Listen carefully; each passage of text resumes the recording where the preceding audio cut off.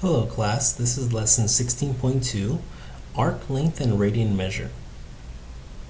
So this lesson actually builds on the previous lesson where we talked about the length of a circle called the circumference.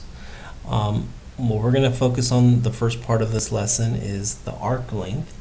So the length of a piece of a circle, not the entire circle, but a piece. And then after that, we're going to look at what is the radian measure. So far, when we talk about angles, we classify them in terms of degree, but now we're going to transition into a radian. So there's a conversion going from degrees to radian that we're going to be talking about at the end of this lesson.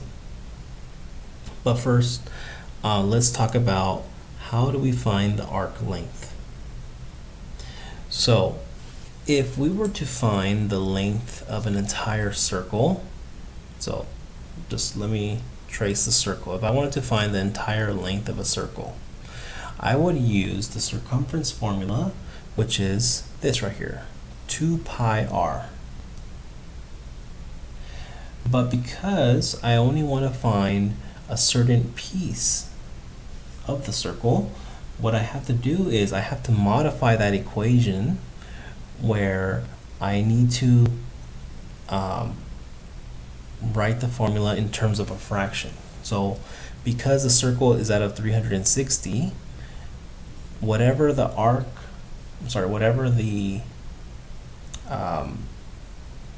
degree of the arc is, we're gonna write that as a fraction. So if this arc was 50 degrees, we will write 50 over 360. If this was 90 degrees, we'll write 90 over 360, and then multiply by 2 pi r. So multiply by 3.14 and then the radius.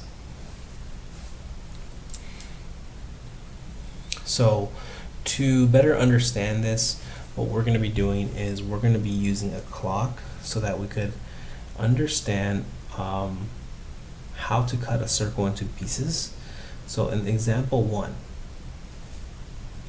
on a clock face, the minute hand of the clock is 10 inches long. So that's a key indicator of the radius. To the nearest tenth of an inch, how far does the tip of the minute hand travel as the time progresses from 12 to 12:15? So if we're going from 12 to 12:15, we have this arc that is formed. Now, what we could do is we could create a fraction to find out what fraction of the clock is this. Now, from 12 to 12:15, that is 15 minutes. So that's 15 minutes, and for a whole hour, that is 60 minutes. So 15 over 60, if I reduce this, I get 1/4. So putting this back into a full circle, that is 360 degrees, 1/4 of 360 is 90. So if I was to draw just a circle,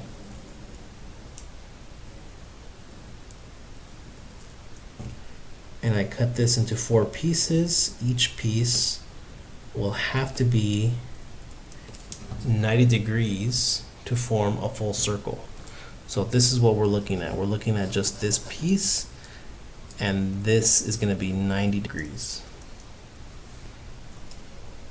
So we know the radius is 10, we know m is 90. Let's use our formula. S is equal to 90 over 360 times 2 pi times 10.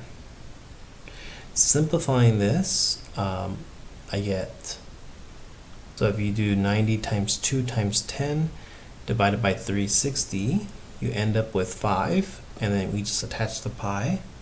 Remember that pi is 3.14, so think of this as 5 times 3.14.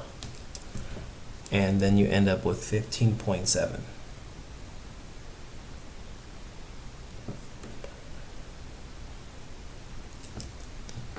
Okay, let's look at another example.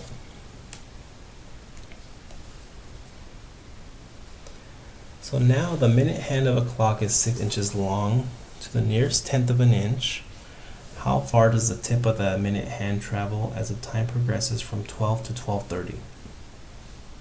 So we have a clock, and let's draw that angle. So from 12 to 12:30. How many degrees is that? Well, if this was a full circle, it would be half a circle, and half of 360 is 180 degrees.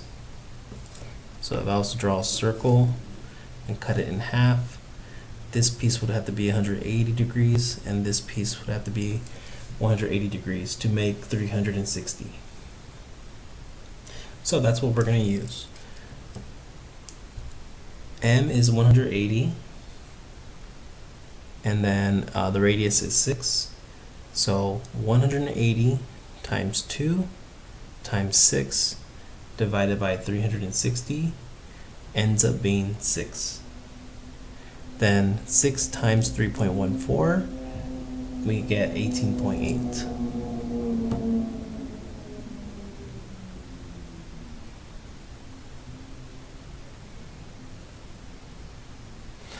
Okay, so if you feel comfortable with those two examples, pause the video here and then try the next problem on your own, and then press play to look at the solution.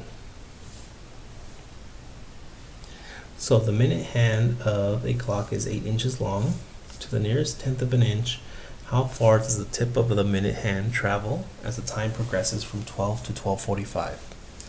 So we start here at 12 and we end up at 12:45.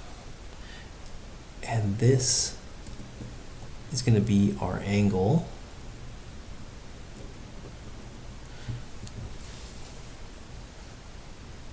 So from 12 to 12:45, that is 45 minutes. So 45 minutes out of 60 minutes. If I reduce this, 45 over 60, this ends up being 3/4. So 3/4 of an hour. And if I multiply this by 360 degrees, that's going to tell us what this angle is. So 3 times 360 divided by 4 is 270 degrees. So now I'm ready to find my arc length. S is equal to M 270 over 360 times 2 pi, and then my radius is 8.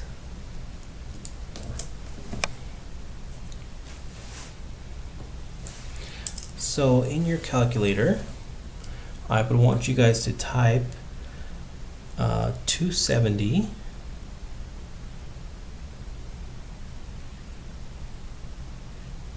times 2 times 8 divided by 360. And I end up with 12. So S equals 12 pi. And then this is the same as 12 times 3.14.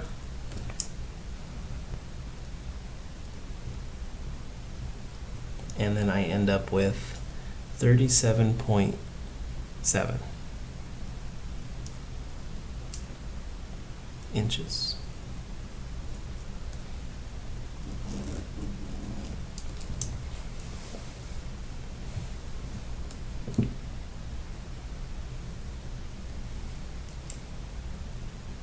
So that completes the first part of this lesson, talking about arc length using a clock. Next, we're going to be talking about converting degrees to radian.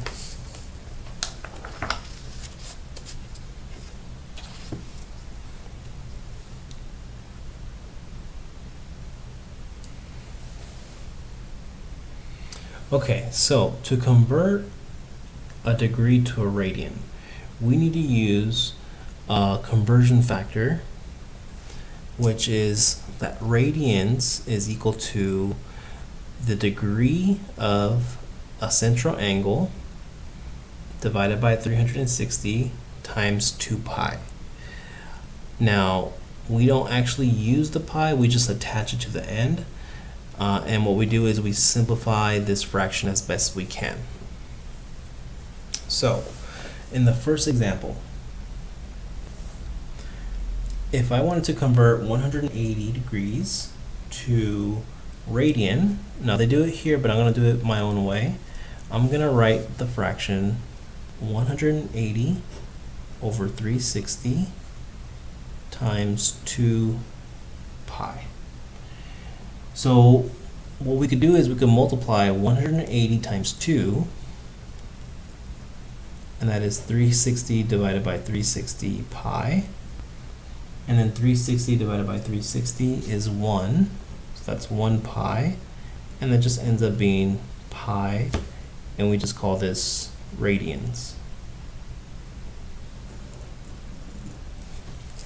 So pi radians is equal to 180 degrees.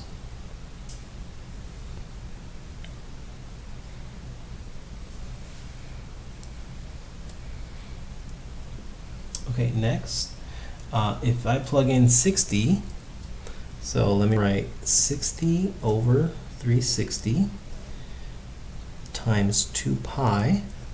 I can multiply 60 times 2, and I end up with 120 over 360 pi. Now 120 over 360, I could reduce this. I could divide the top and bottom by 120, and I'm left with 1 over 3 pi. Now 1 times pi is just pi, so I could rewrite this as pi over 3, and that'll be your final answer. Pi over 3 radians.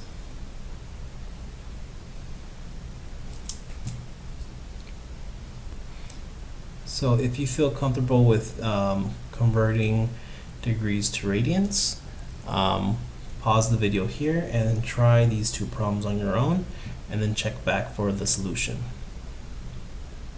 I do want to mention though that for radians, we never type 3.14. We always simplify it as pi. If it's a fraction, we just simplify the fraction to lowest terms. Or we reduce the fraction to lowest terms. Okay, so number 1, we have 90 over 360 times 2 pi. Now 90 times 2 is 180. So I have 180 over 360 pi. Now I could divide the top and bottom by 180 to reduce the fraction, and I'll be left with 1/2 pi. And then I can multiply 1 times pi, and I'm left with pi over 2 radians.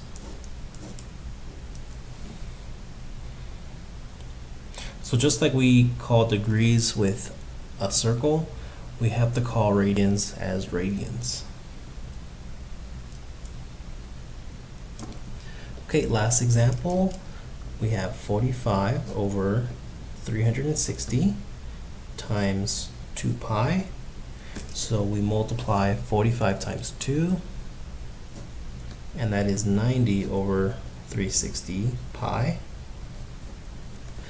And then we could reduce 90 and 360, divide the top and bottom by 90, and you end up with 1 over 4 pi.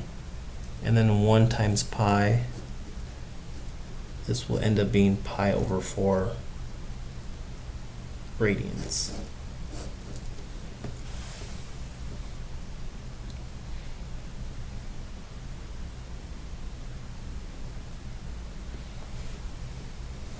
So that completes this lesson. So for your homework, you're going to have to convert degrees to radians. And then you're going to have to find the arc length of given the degrees and the radius. So I think I want to work on maybe problem number 5. Some of you guys might have trouble with the fraction, but let's do this one together. So remember that we have to write this m over 360 times 2 pi. Now 5 times 2 is 10 over 360 pi. Now how do we reduce 10 and 360? Well, I could divide the top and bottom by 10, and I'm left with 1 over 36 pi, and that ends up being pi over